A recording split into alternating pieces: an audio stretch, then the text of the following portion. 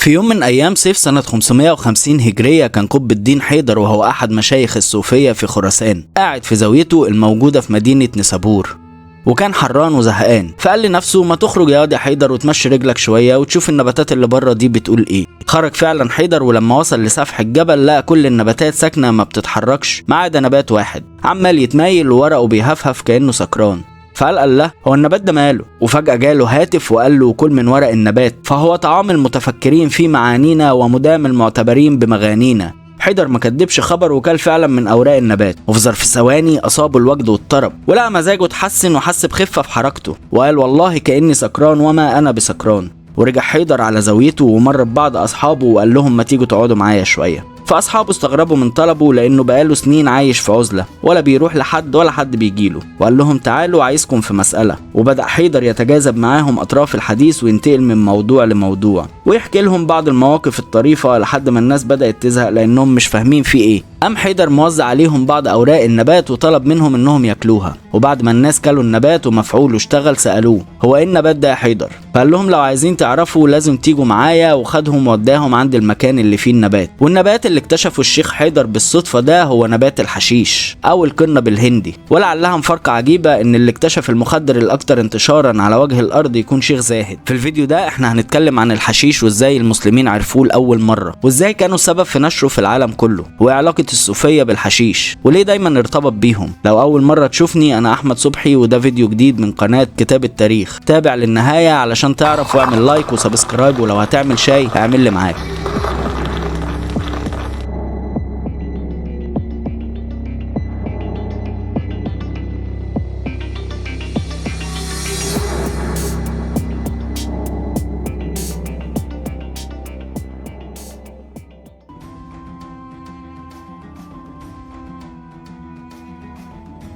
والقنب الهندي هو مخدر موطنه الأصلي وسط آسيا وشبه القارة الهندية، والمؤكد إن النبات ده كان موجود من آلاف السنين في الصين والهند، حتى الفراعنة عرفوه، يعني أجدادنا كانوا حشاشين، بس في الحقيقة هم ما كانوش أجدادنا، هم كانوا جداتنا. واللي قال كده هو عالم المصريات الإنجليزي السير جون فرانسيس، واللي قال إنه كان بيستخدم في مصر القديمة كمخدر قوي ومسكن للآلام.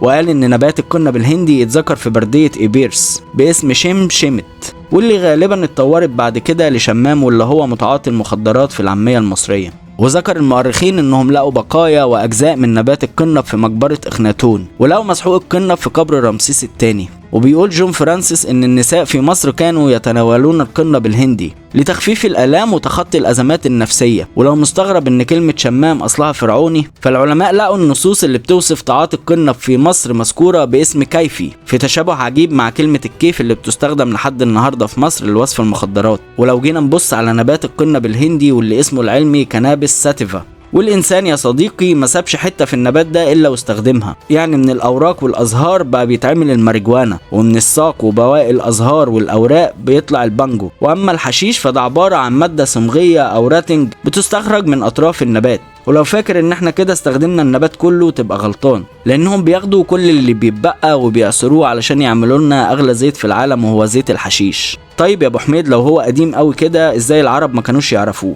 والله يا صديقي انا كنت شاكك ان انت هتسأل السؤال ده، بس احب اكد لك ان حيدر لو كانت رزع في زاويته وما كانش خرج ما كانش حد عارف حاجة عن الحشيش، ولا العرب ولا غير العرب.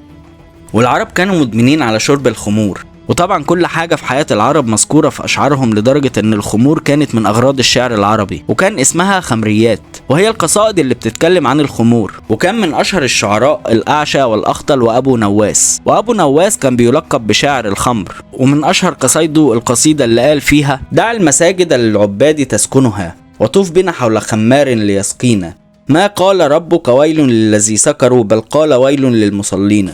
لكن لما ظهر الحشيش في القرن السادس الهجري بدأ الصوفية يحبوه ويقبلوا عليه ويتعاطوه يوميا، وأولهم طبعا الشيخ حيدر، واللي مات سنة 560 هجرية، يعني مات تقريبا بعد 10 سنين من اكتشاف الحشيش. وطول ال10 سنين دول حيدر كان مدمن على أكل الحشيش وكان بيتعاطاه يوميا، وأوصى بزراعته حوالين قبره عشان الناس لما يجوا يزوروه يلاقوا النبات دوت وياكلوا منه. كان صاحب واجب الله يرحمه. وفضل الحشيش ينتشر بين الصوفية في السر في إيران وأفغانستان والعراق والشام لحد ما وصل لمصر. وفي البداية كان الانتشار ضيق ومحدود، وكان مقتصر على الصوفية لأنه بينسيهم همومهم وبيدخلهم في حالة روحانية بتساعدهم في عبادة ربنا.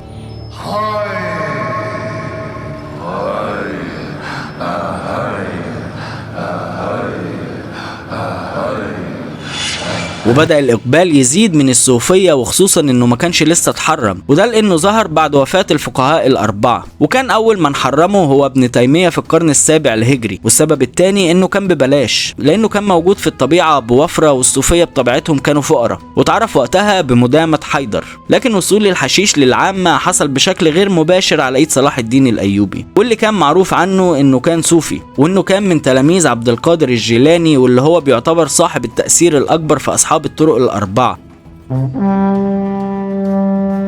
وصل صلاح الدين الأيوبي لحكم مصر سنة 567 هجرية، ومن أول ما بقى حاكم لمصر بدأ يستقطب الصوفيين وادالهم دار سعيد السعداء اللي موجودة لحد دلوقتي في الجمالية في القاهرة، وكان بيتكفل بأكلهم وشربهم، وكمان تمن انتقالهم من المغرب والعراق وإيران لمصر. وكان الغرض من الموضوع ده إنه يواجه الفكر الشيعي المنتشر في مصر. وبيقول الوهراني في كتابه منامات الوهراني إن تصرف صلاح الدين ده اتسبب في ازدهار الصوفية بسبب دعم الدولة وتخصيصها الأموال وزيادة العطايا. وزي ما قلنا إن صلاح الدين اهتم بالصوفيين وبنى الخوانق والزوايا عشان يواجه التشيع المنتشر في مصر، وده كان إجراء من ضمن عدة إجراءات عملها صلاح الدين الأيوبي، زي مثلا إغلاق الأزهر الشريف وإنشاء المدارس السنية. لكن السبكي ذكر في كتابه طبقات الشافعية قصة بتوضح السبب الحقيقي لبناء الخوانق ودعم الصوفية. وقال السبكي إن صلاح الدين الأيوبي كان خارج في مرة لإحدى المعارك ضد الصليبيين، فجاء له الشيخ الخبشاني، والشيخ الخبشاني كان أحد شيوخ الصوفية واللي كانوا بيتنقلوا بين مصر والشام والعراق، وطلب منه إنه يسقط بعض الضرائب من على الشعب، فصلاح الدين رفض، فنغزوا الشيخ بالعصاية بتاعته وقال له قم لا نصرك الله، وخرج صلاح الدين للحرب واتهزم. صلاح الدين طبعا فكر انه اتهزم بسبب دعوة الشيخ عليه، وهو لو كده بقى يبقى مدد يا مدد وبركاتك يا خبشاني. ومن ساعة حوار الخبشاني ده صلاح الدين قال لك الخبشاني دعا عليا دعوة جبن الارض، وطلع دعاء مستجاب واتهزمت، طب ما انا بقى ابني زوايا واجيب الصوفيين يقعدوا فيها واكلهم وشربهم يبقى عليا، وبدل ما يدعوا عليا يدعوا لي. ومن ساعتها امر صلاح الدين بالاهتمام بالمجاذيب، وبقى بيوزع عليهم وجبتين في اليوم عبارة عن عيش ولحمة وحلويات من السكر، وبنى لهم سبيل مية ليهم لوحدهم، وسقايين مخصوصين بيجيب لهم الميه من النيل. ومش بس كده، ده كمان اتكفل بلبسهم. طبعا الموضوع ده عجب عامه الشعب جدا. لا يا ابو حميد انت قصدك المتصوفين. لا يا صديقي انا قصدي عامه الشعب. هو طبعا عجب المتصوفين، لكن عجب عامه الشعب اكتر، وده لان الشعب المصري في الوقت ده كان بيعاني من ظروف اقتصاديه صعبه بسبب تخصيص موارد البلد للحرب ضد الصليبيين، وبسبب الضرائب المرتفعه اللي فرضها عليهم صلاح الدين. فالشعب قال لك وماله، ما نضرب عصفورين بحجر واحد، وهو هيصلي الفرد في وقته وياكل ويشرب ويلبس وينام على حساب الدولة، والأهم من ده كله إنه مش هيدفع الضرايب.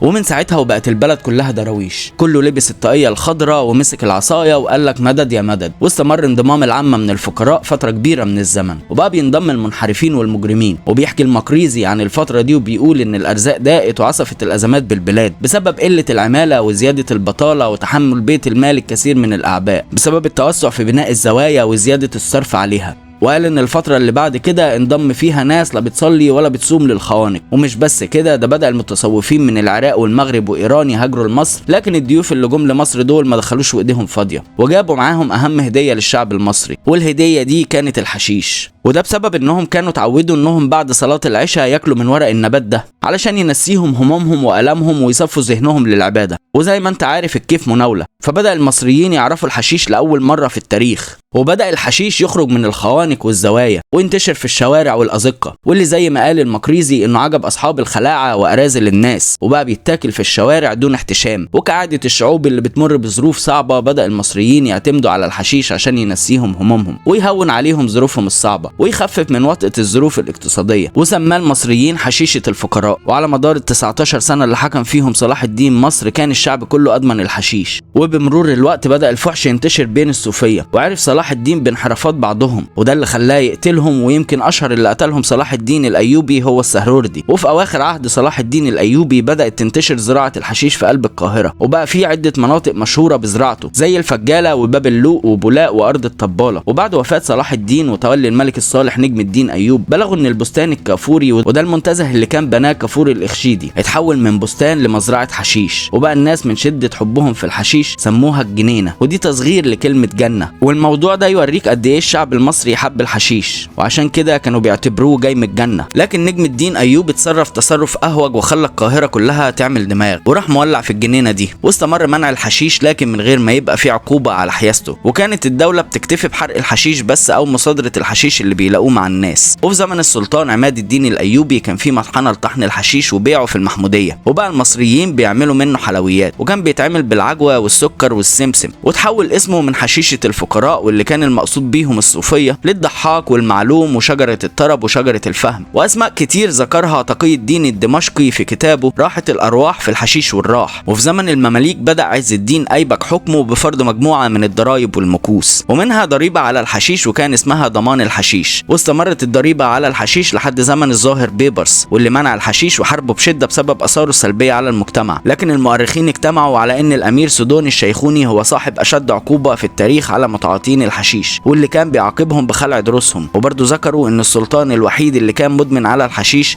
هو المؤيد شيخ، والمعروف عن المؤيد شيخ انه كان فاسق. وذكر ابن تغري بردي ان الظاهر جاكمك كان بيحضر بنفسه محاكمات متعاطي الحشيش، وقال ابن اياس ان الغوري حرم الحشيش وقرر ان اي حد هيتعاطى الحشيش هيشنقه، لكن الشعب نفض له وفضلوا ياكلوا الحشيش. وكانت الدوله متسامحه في زراعه الحشيش بسبب الضرائب اللي كانت بتجيلها من زراعته، لكن الموضوع اتحول 180 درجه بعد سيطره العثمانيين على مصر. ومصر اللي كانت بتزرع الحشيش وتاخد عليه ضرائب بقت بتصدره وتاخد ضرائب وجمارك، لان زي ما قلنا في اكتر من فيديو ان العثمانيين كانوا مهتمين فقط بجمع الضرائب، وبقى بيتزرع في القاهره وفي دمياط. والجدير بالذكر ان العثمانيين زرعوا الافيون في الصعيد علشان يصدروه، واللي قال كده هو ابن اياس. وبتمر سنين كتير والعثمانيين بيصدروا الحشيش وياخدوا الفلوس يحولوها على الاستانه، لحد ما جت سنه 1798 وهي السنه اللي وصلت فيها الحمله الفرنسيه على مصر. ولما رست السفن الفرنسيه في مصر اتحرك الاسطول الانجليزي علشان يضربهم، وقامت بينهم معركه اتعرفت بعد كده باسم معركه ابو قير البحريه، ونتج عنها ان الاسطول الفرنسي اتدمر بالكامل. ودي كانت صدمه كبيره للفرنسيين، مش عشان بس ان السفن بتاعتهم اتدمرت، لا، لان السفن دي كان عليها حاجه تانية اهم. السفن دي يا صديقي كانت عليها ازايز الخمره اللي كانوا جايبينها معاهم من فرنسا، وحقيقي الكيف بيزل. وتخيل العكنانه اللي كان فيها جنود فرنسا، وبدا السخط وعصيان الاوامر ينتشر بين الجنود، وبدا الجنود يتمردوا على نابليون وعلى قراراته. ونابليون شكله بقى وحش وما بقاش عارف يعمل ايه، لكن نابليون فكر انه يشوف اي بديل محلي يعمل منه خمره علشان الجنود دي ما ينفعش تعيش من غير خمره. ولو سالتني هو الفرنسيين ليه جايبين معاهم خمره من فرنسا، والاجابه ان الفرنسيين كانوا عارفين ان مصر بلد اسلامي وان المسلمين ما بيشربوش الخمره، وحتى لو بيشربوا فاكيد خمرتهم مش هتبقى حلوه زي خمره فرنسا. وعمل نابليون خمره من التمر علشان الجنود يشربوها، لكن خمره التمر دي ما عجبتش الجنود. وفي اللحظه دي ظهر عدو غير متوقع، عدو ما بيتهزمش بالسلاح، وهو الحشيش، واللي بدا الجنود الفرنسيين ياكلوه مع المصريين وبداوا يدمنوه. ودي كانت اول مره يجرب الفرنسيين الحشيش في حياتهم، وبدا الموضوع يتحول لادمان عند الجنود الفرنسيين. وطبعا نابليون ما عجبوش اللي بيحصل ده، وما عجبوش حاله التمرد اللي كانت منتشره بين جنوده، وقرر ساعتها انه يصدر اول قرار في التاريخ بمنع الحشيش، وكان بيحبس المتعاطي 3 شهور. لكن الجنود كانوا بياكلوا الحشيش في السر وما يقدروش يبطلوه، واستمر ادمان الجنود للحشيش لحد نهايه الحمله سنه 1801. ومن القاهره رجع الجنود لفرنسا ومعاهم الحشيش، وادوا لبعض الاطباء في فرنسا لتحليله، فخرجت النتائج مبهره وقالت ان الحشيش المصري مليان فوائد. وبدا الدكاتره اللي عملوا الابحاث دي ياسسوا نادي اسمه نادي المحششين في فندق لازوون على جزيره سانت لويس، وبدا الناس يقبل على تعاطي الحشيش، وكان بيتعاطاه اهم ادباء فرنسا، وكانوا بيخلطوه بالزبده وياكلوه. ومن اشهر الادباء اللي كانوا مدمنين على الحشيش وكانوا اعضاء في نادي المحششين كان بولزاك وبودلير وفيكتور هوجو، واللي قدم بعد انضمامه للنادي اهم اعماله وهي البؤساء. ومن فرنسا انتشر الحشيش في كل مكان في اوروبا. ونرجع تاني لمصر اللي كانت في الوقت ده تحت الحكم العثماني، وكان الوالي محمد علي، واللي كان معروف عنه انه كان تاجر تبغ، وهو اول واحد دخل الشيشه لمصر، واللي كانت جايه له هديه من السلطان العثماني. ولحد هنا وانتهى الموضوع، وكده تبقى عرفت امتى ظهر الحشيش وامتى المسلمين عرفوه، وازاي دخل مصر وازاي انتقل من مصر للعالم. ولو عجبك الفيديو ما تنساش تعمل لايك وتشترك في القناه عشان توصلك فيديوهاتنا اول باول.